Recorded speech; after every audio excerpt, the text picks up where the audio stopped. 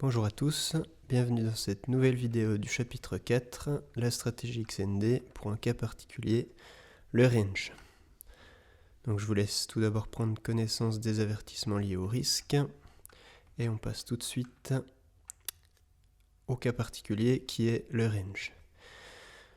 Donc on vient de voir les stratégies XND 1 et 2 qui peuvent s'utiliser donc dans la tendance, donc quand les moyennes mobiles 100 sont en hausse, donc en verte, il y a un cas particulier, le marché parfois n'est pas en tendance. Il est donc en range, il fait entre guillemets du ping-pong entre deux bornes qui sont la borne haute et la borne basse qui constituent un range. Donc comme on le voit ici sur le marché du DAX, la moyenne mobile 100 en H1, voilà, est une fois verte, une fois rouge, une fois verte, une fois rouge. Donc on peut identifier ici, à l'aide d'un rectangle, un range. Ce range va se trader différemment.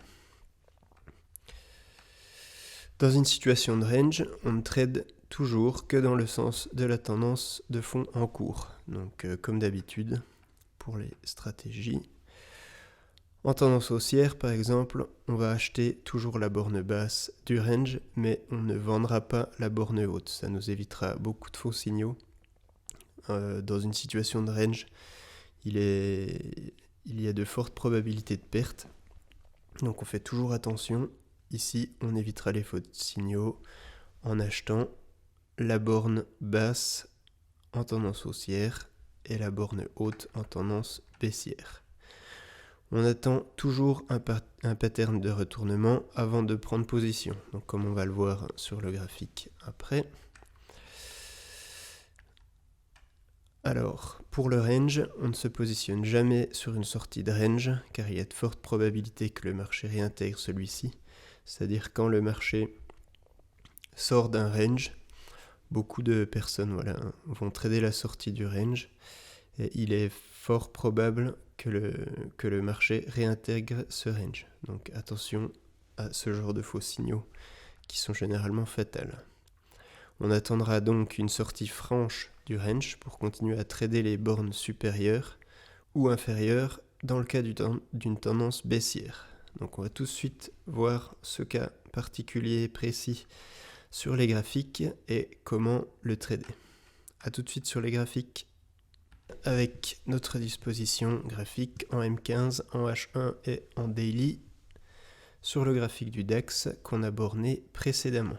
Donc on peut voir lors de nos analyses hebdomadaires, lors de notre bornage qu'on fait régulièrement et qu'on met à jour que parfois le marché évolue en range.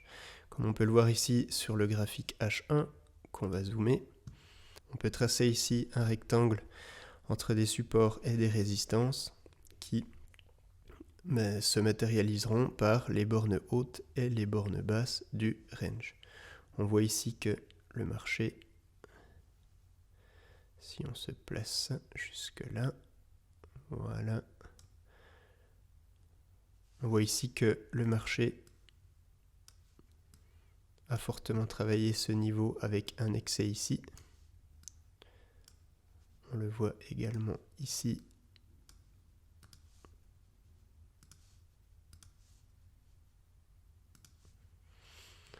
Ici, ici et encore un excès ici. On le voit sur la borne basse ici que le marché travaille très bien ce range. Avec ici une sortie de range. Donc comme on l'a vu dans la présentation, nous avons une sortie de range ici avec un potentiel signal d'achat éventuellement. Dans la stratégie XND, on ne tradera jamais les sorties de range. Pour ce genre d'exemple, une sortie de range, une réintégration et le marché redescend. Ici, une sortie de range, une réintégration, il ressort et il réintègre encore le range. Ici on le voit encore, une sortie de range et le marché réintègre le range. C'est-à-dire qu'on ne tradera jamais, nous, les sorties de range. On va attendre que le marché sorte fortement du range et continue sa course. Comme ici, le marché sort du range fortement, continue sa course et il va évoluer ensuite un peu plus bas pour revenir ici Et après voilà, on se situe plus dans le range. On a d'autres patterns qui nous permettront de trader.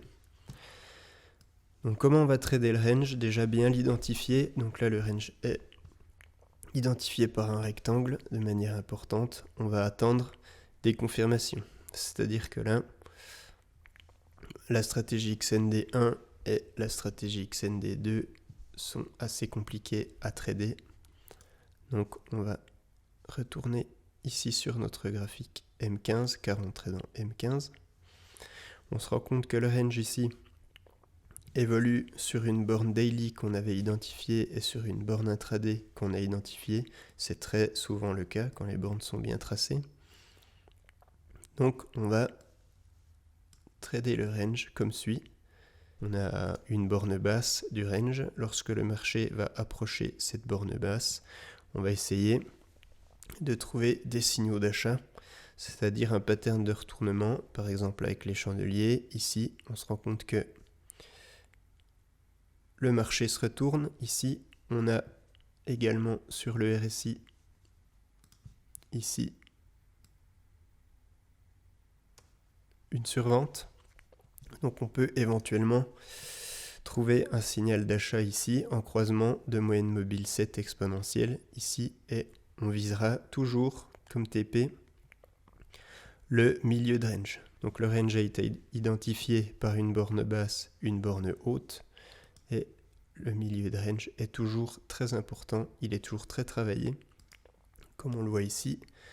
Donc ici on est sur le milieu de range qui a été travaillé ici, qui a été travaillé ici, ici de manière importante, et encore ici. Donc ce qu'on va faire, on va acheter les bornes basses du range sur un retournement, comme ici, et on va mettre en take profit le milieu du range. On peut éventuellement, comme on le verra dans une prochaine vidéo sur le money management, mettre un deuxième take profit ici sur la borne hausse. On le verra dans une prochaine vidéo. Donc ici, on va, pour ce qui est du range, on ne trade que les bornes basses. Une fois qu'on a pris notre trade ici, on attend le milieu de range, on encaisse nos gains et on va attendre tout simplement une réintégration de la borne basse du range. On attend, ici le marché n'a pas réintégré la borne basse qui se situe ici, exactement, donc on ne fait rien. Il est très important de noter que dans une situation de range, on va prendre très peu de trades, c'est-à-dire qu'on va attendre une probabilité de retournement très importante.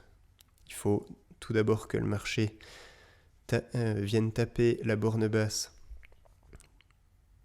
très exactement, comme ici.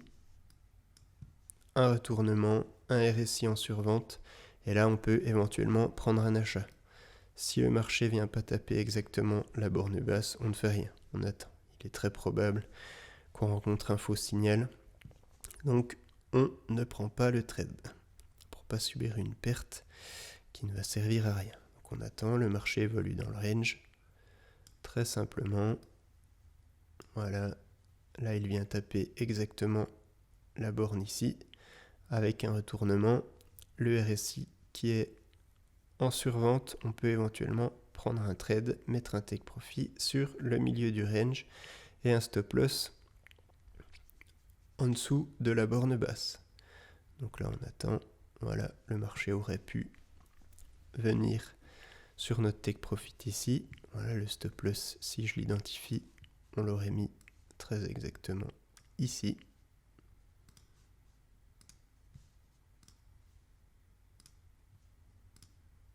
Voilà. Donc les ranges sont source de faux signaux.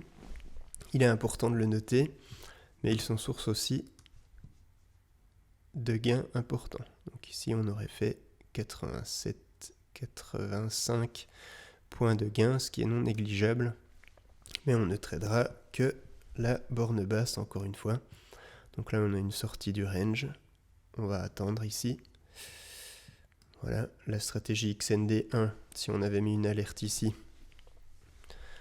sur une sortie de borne, on se rend compte que le marché réintègre la borne, mais il ne va pas franchir la moyenne mobile 7 exponentielle. Donc là, on a une identification de faux signal qui est identifiée par la stratégie XND1. On attend une coupure à la hausse en clôture M15 de la moyenne mobile 7. Elle n'arrive pas, on ne traite pas. Donc on se rend compte que le marché réintègre le range. On attend ici. Ici, il y avait une probabilité de retournement. Le marché n'est pas venu taper la borne basse du range qui est ici, donc on ne fait rien, on attend. Effectivement, le marché sort du range et il le réintègre. Lors d'une réintégration comme celle-ci, on va attendre, si le marché sort ici du range, on attend qu'il rejoigne la borne haute. On ne fait rien dans une sortie de range plus réintégration de borne basse, on attend. Voilà, il y a une probabilité de pullback et reprise à la baisse, une probabilité également de réintégration. Voilà, il est important ici d'attendre car les faux signaux peuvent être très importants. Typiquement, si on essaie de trader la réintégration du range sur cette bougie-là et on se fait sortir sur celle-là, donc c'est pas intéressant pour nous. On attend ici. Voilà, le marché réintègre le range.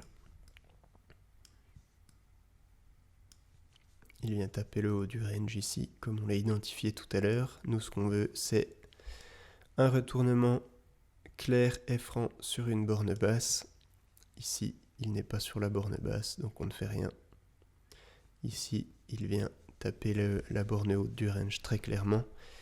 Et il redescend fortement. Donc voilà, là, on avait très clairement une perte sur le range. C'est-à-dire que le marché vient se retourner ici avec un RSI en survente. On aurait éventuellement pu prendre un trade donc ici